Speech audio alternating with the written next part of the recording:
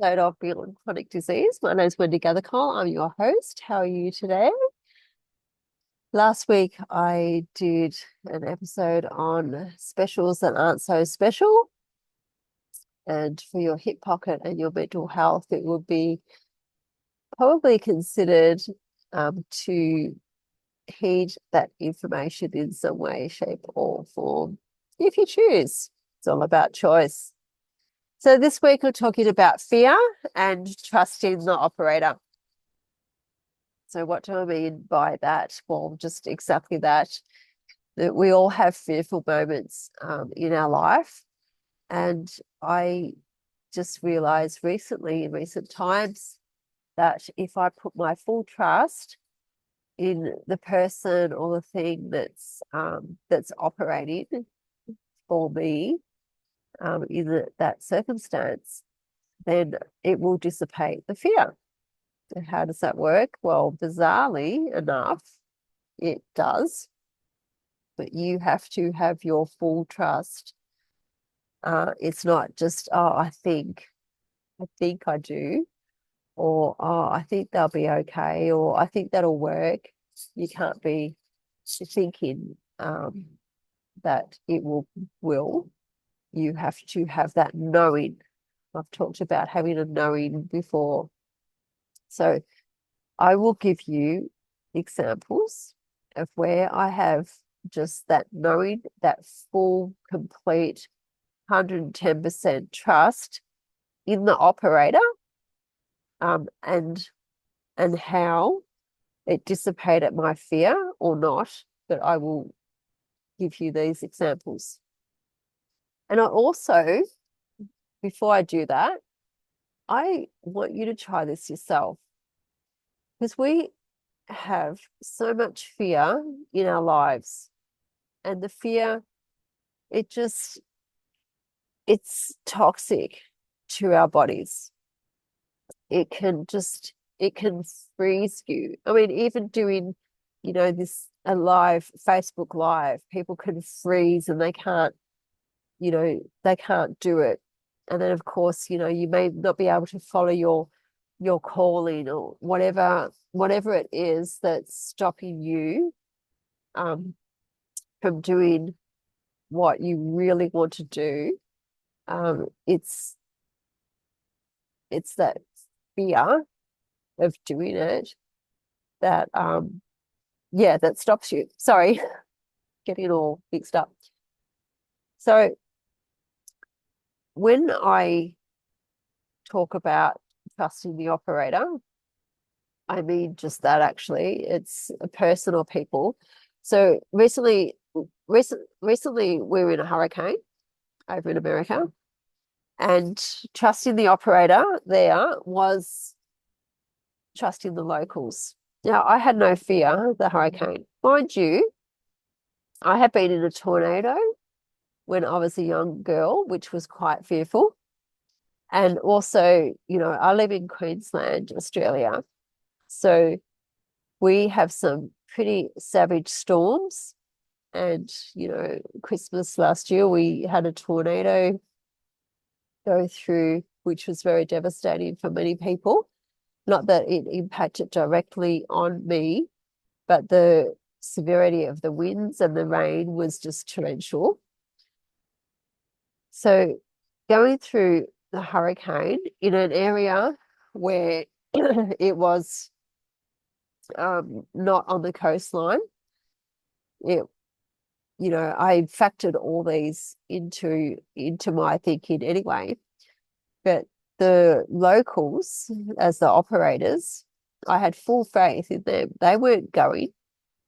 They weren't leaving anywhere. They were just going back to their homes to buckle down. And, we got one of the locals put us up in a hotel, and, solid structure. It's quite comfortable being there. Sure, you've got the unknown, but, being inside, away from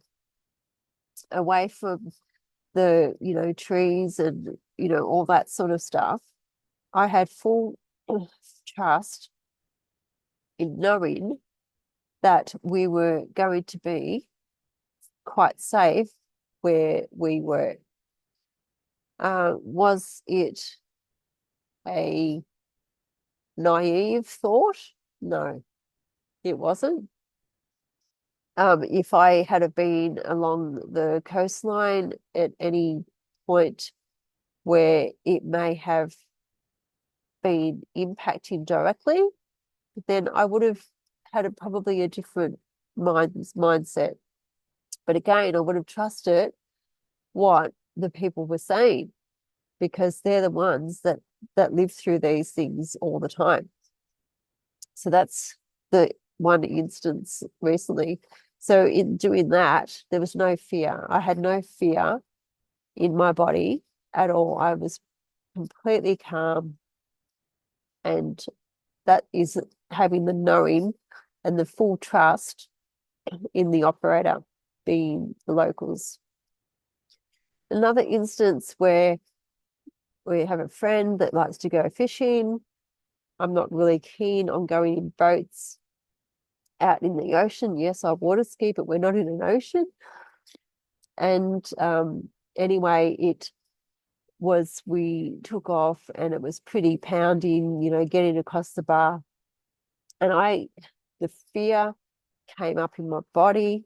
I had experienced some this like years ago when I was a child that wasn't very, it wasn't a very good experience. I got very seasick and so forth.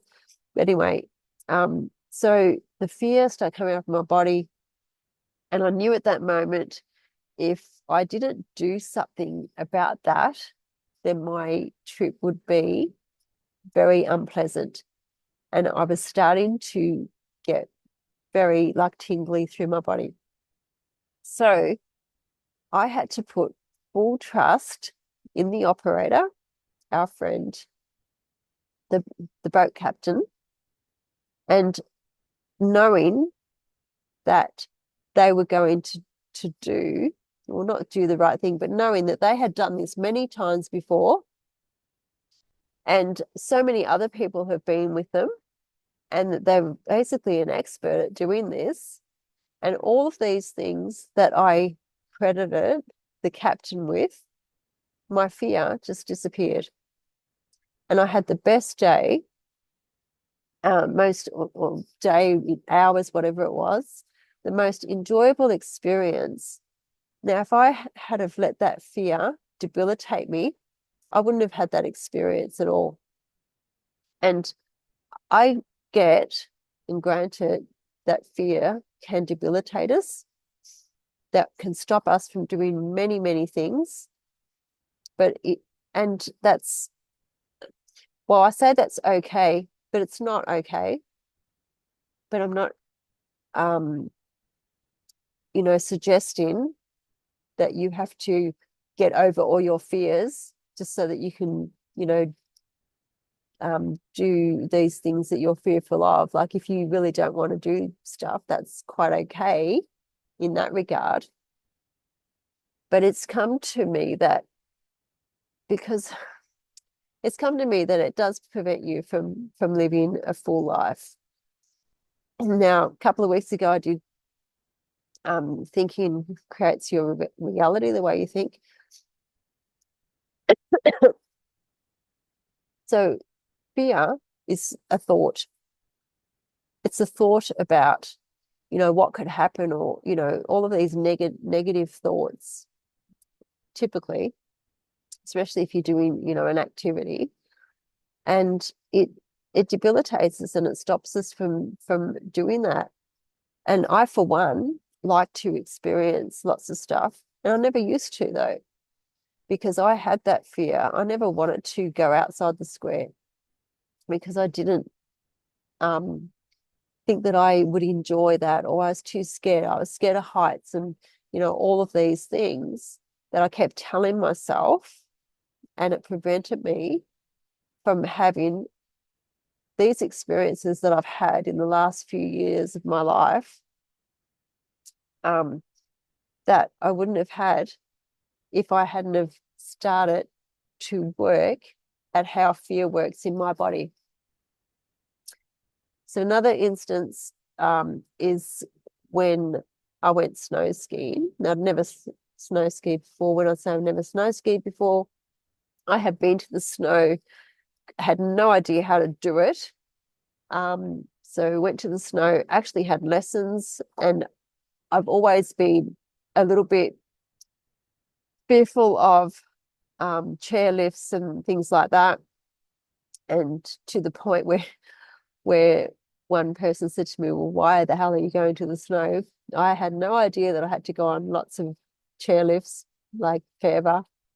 Anyways, so the trust in the operator was the experienced instructor, for starters. So I had to have full trust in that operator, to the point where I went up on the chairlift, not right up the top, just to the first sort of mountain, I guess. But in saying that, it wasn't exactly a little a little hill, and it was quite daunting because this was the first time that I'd actually been in a ski lift with skis on a hill in my entire life. But I had full trust in the operator, full knowing that what they were teaching me and how they were teaching me, I was going to be okay. And that is how I went through the whole week and had the best time of my life. Not that I thought that I would enjoy being cold and being in the snow. It was so much fun. And the next instance was the same trip, but trusting the operator was my husband. Now, I know I went still with the fear. I went quite a ways up, quite high up compared to what I thought that I would ever do. And there was a hill that you couldn't even see over over the top of. When you were on it, it was like infinity, and I'm like, oh my God, what am I doing? And the fear started to come up in my body. Now just imagine you're up on the hill and you've got fear in your body. There's only one way down. You have to go down. So it's not a good spot to be frozen with fear, and it makes it worse. I'll talk about that in a minute. So I had full trust in my husband, the operator, as he guided me down over that scary bit. And as I stood there and said to myself that I know that he would never put me in harm's way, and I trust him explicitly, the fear dissipated. Did I feel scared when I started to go down over that hill? Just a little. But it was a little bit of more, not a scared fear as such, as a little bit of a, oh, wow, I'm doing this. And not a joy, not really joyous at that very moment, but it was sort of in between. So it wasn't a frozen in time fear, which, again, trust in the operator, 100% explicitly dissipated that fear. So so then I, it didn't stop me from feeling a little bit scared to go on the next venture, but it wasn't the same fear that I had at the start of the week. At even not even at the start of the week, like a long time ago, my fear of heights was just out of this world. But I kept telling, even at the start of that week, when I was on a chairlift somewhere else, like I really didn't want to be on that chairlift, and I looked at it and I'm like, oh man, So over the days, it dissipated so much that it turned into such a joyous event, and it wasn't it was no longer fear in my body, but it was a little bit of I don't know, anticipation, or a little bit of like, oh, what am I up to today type of thing. Um, was I happy to hang up the boots at the end of the week? Hell yeah, I was. Was I happy that I did what I did? Hell yeah. I'd do it again in a heartbeat. It doesn't mean that it doesn't scare me to do things like that again, but the fear that I used to suffer, and just I would never ever do it ever, has completely gone, because, well, I've done a lot of emotional work on this, but also just knowing that the trust in the operator is the number one thing that set my fear free from my body. So give it a go. If there's something that you want to do that you're fearful from doing, that you've got too much fear in your body, well, I wouldn't say just jump at it, because and you'll be right, because that's not going to happen. Because I know how much fear can overtake our bodies and can paralyze us. I've been there. I have. And even going up on a chairlift. I mean, when I've asked my children about going in a chairlift up a mountain, they all remember. I was just absolutely frozen, couldn't speak, and I had to talk myself, inner self, about, how I'll be fine as long as no one spoke to me, just to get through that. But I am not at that point any longer. I have found a new thing in trusting the operator. So give it a go yourself. And I really hope that you can dissipate fear in your bodies so that you can just have the most joyous experiences in your life. And fear is only, well, it's not only, I don't want to downgrade it because it can be paralyzing, but fear to me is not knowing, is the unknown, basically. So not knowing how it's going to go, not knowing what's going to happen. So the more you think about all of that, the more the fear will come up in your body as well. So give it a crack. Trust the operator.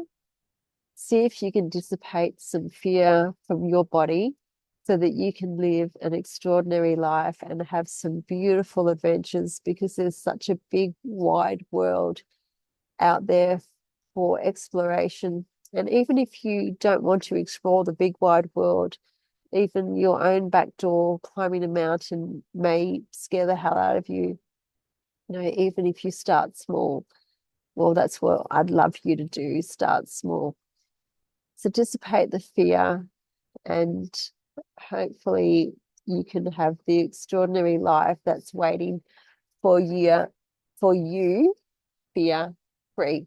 So see you next week. Bye.